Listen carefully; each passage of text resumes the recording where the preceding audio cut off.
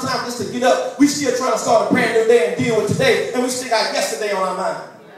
And if you're not careful, that'll cause you to be double-minded, and a double-minded man cannot expect anything from the Lord. He said, if you lack wisdom, just ask me. Lord, I'm tired. Get this off of me.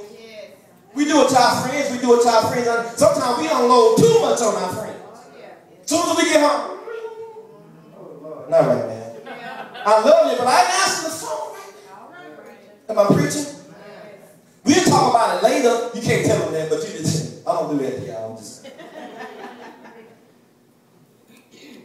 Satan is real, and it's not symbolic. And we know right now he fights constantly against those that follow, that love, and that believe in God. Yeah. So being prepared to handle and hold up under pressure, somebody say under pressure, is of the essence for a believer. It's our nature. We have to be can-do people. How many can-do people do we have in here?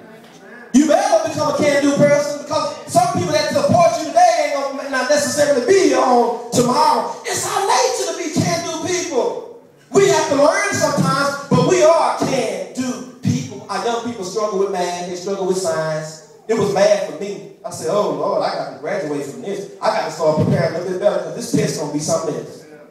We was already put in a place to learn how to be can-do people, how to prepare, how to put ourselves in a position to learn. God said, all that was for my greater purpose.